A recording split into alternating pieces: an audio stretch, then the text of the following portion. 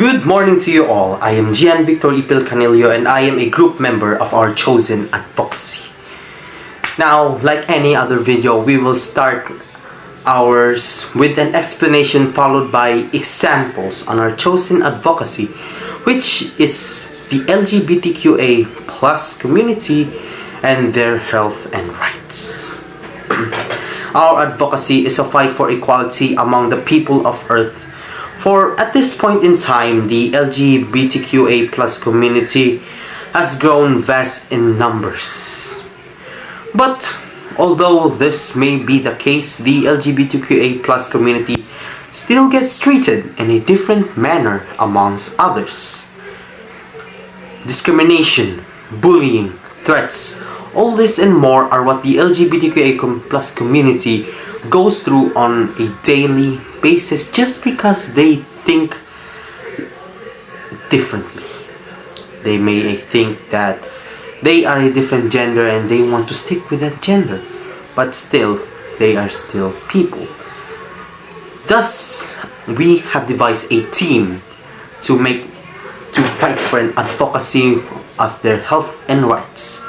We will not only stop discrimination, but we will also help other people who are willing to support them by educating them about their health and rights. And we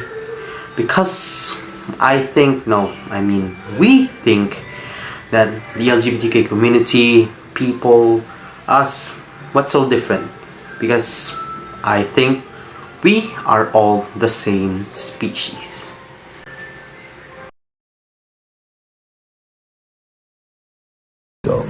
We choose this advocacy to be what we fight for because it not only talks about the health and rights of LGBTQA community. This advocacy also chooses to talk about the way they are treated and how people act towards them. You may think at this point in our time of generation has learned to support people and their choice of gender, but there are still those who think that sort of sin. From maltreatment to bullying and to even discrimination, a lot of people choose to offend them because of their choice as their opposing side of our advocacy. Wishing to exercise the law of health and rights of LGBTQA community to stop such as inhumane acts to happen ever again.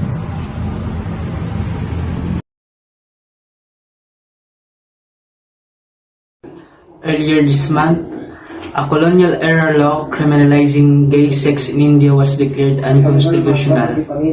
The Supreme Court ruled that the law violated an individual's right to privacy, equality, and dignity.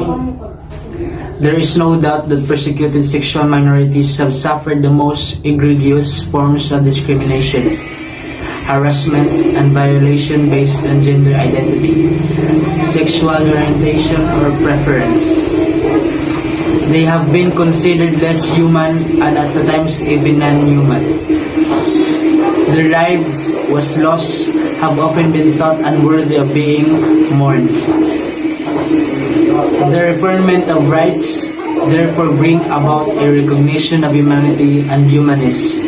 Such a moment produced as a catalyst born of decades of struggle, resistance, and hardship.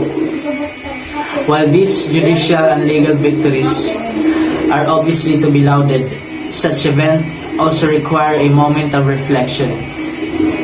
Because although such human rights victories are beyond doubt cause for celebration, often this celebration can blind us to the potential of alternative paths of action. And this, I think, is true of all human rights causes.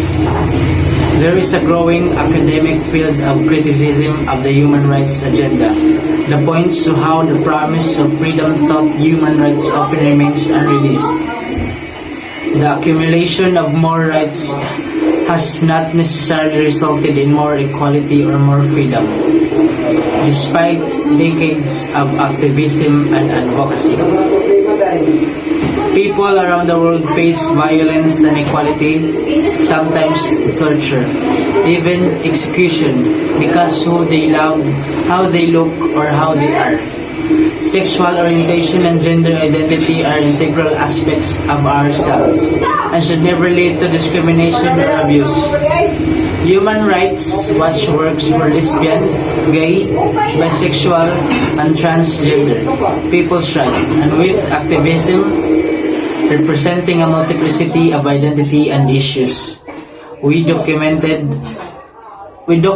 and expose abuses based on sexual orientation and gender identity worldwide, including torture, killing and executions, arrests under the unjust laws, inequality treatment, censorship, medical abuses, discrimination in health and jobs and housings, domestic violence, abuse against children, and denial of family rights and recognition.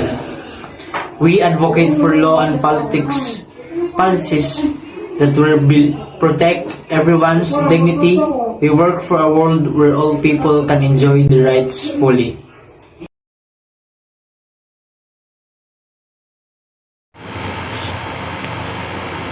What's the purpose of LGBTQA+ having rights?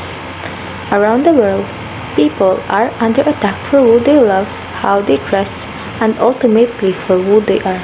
In too many countries, being lesbian, gay, bisexual, transgender, or intersex means living with daily discrimination, from name-calling and bullying to being denied a job or appropriate healthcare. The range of unequal treatment faced is extensive and damaging. It can also be life-threatening. In all too many cases, LGBTQA+ people are harassed in the streets, beaten up, and sometimes killed, simply because of who they are. That's why they fight for the rights to be accepted and be free in society will bring happiness to them as they have the rights to show who they are.